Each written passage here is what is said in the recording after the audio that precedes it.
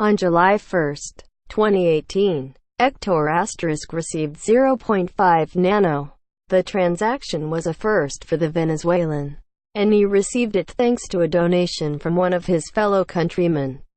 To some, the roughly $1.80 sum in USD may be inconsequential.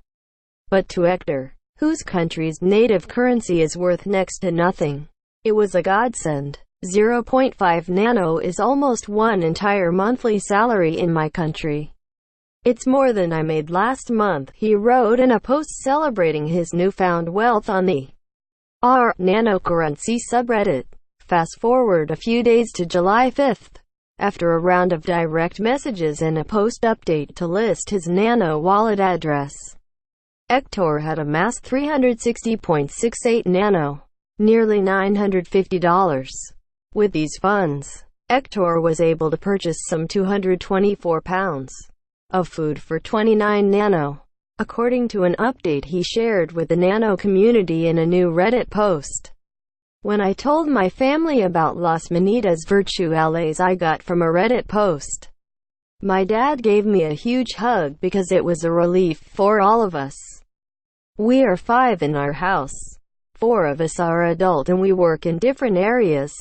Every month when we get paid, our salaries weren't enough to buy basic supplies or even food, Hector told Bitcoin magazine in an interview. We were almost running out of food some days ago. It was common for that to happen every 6 or 7 days after getting paid. With the 3 nano, around $8 USD, we were able to buy food for the whole week, and that's only something to be very happy about. Something that doesn't happening very often, he continued. Cryptocurrencies have become increasingly popular in Venezuela as a form of private money in the country's faltering economy. So popular, in fact, that the Venezuelan government has co-opted the movement to issue its own national coin. The Petro, as it's called, is President Maduro's attempt to resuscitate the nation's economy, allegedly backed by commodity reserves like oil and gold. Analysts have also speculated that the currency is an avenue for the Venezuelan government to circumvent international sanctions. Petro aside, as Venezuela's national currency, the bolivar, continues to hemorrhage in value amidst worsening hyperinflation.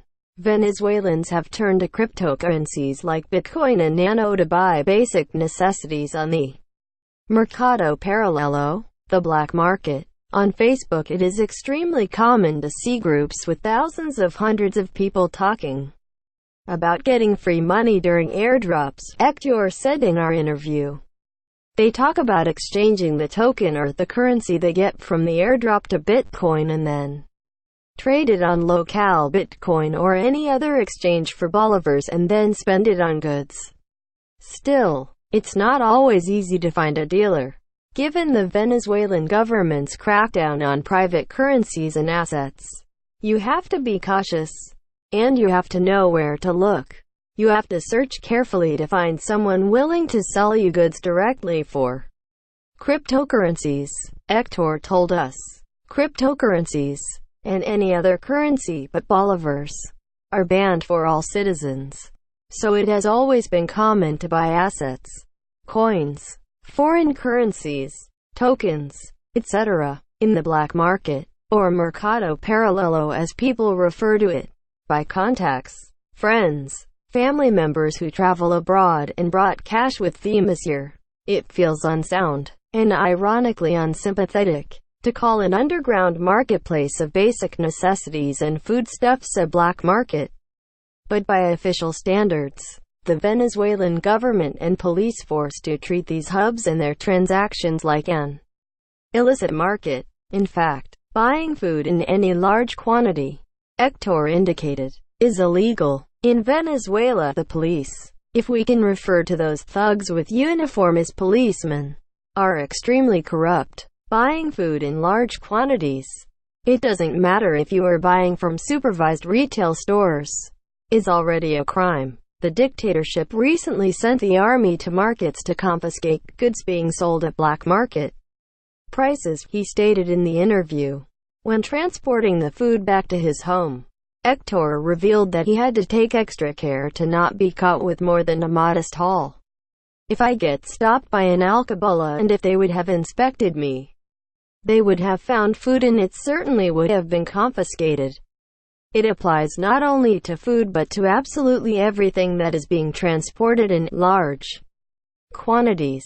You need to bribe the official to get off from getting your goods confiscated if they stop you, he said. This is the first time that Hector bought food from the black market, and given the reserve of nano in his wallet, it likely won't be the last. In our interview, he conveyed that, while Bitcoin is the most entrenched cryptocurrency in the country, Bitcoin Cash and Nano are beginning to cultivate a presence of their own, thanks to lower transaction fees. With the Nano left in his wallet, Hector hopes to pay it forward in the same way it was passed to him, by donating to other Venezuelans so that they might be able to put food on their own tables as well. In his own words, Hector was glad of the opportunity to share his story, and he especially wanted to highlight the promise that cryptocurrency offers to those in Venezuela. Cryptocurrencies in general have a great future ahead, not only inside the global economy but also for the smallest unit in society, the family. In Venezuela, there are millions of families risking their freedom to escape the economic controls the Venezuelan dictatorship imposed against us. We are not only fighting in the streets in form of protests, strikes and negotiations with the government. We are fighting for our freedom every time we successfully exchange freely our labor for something.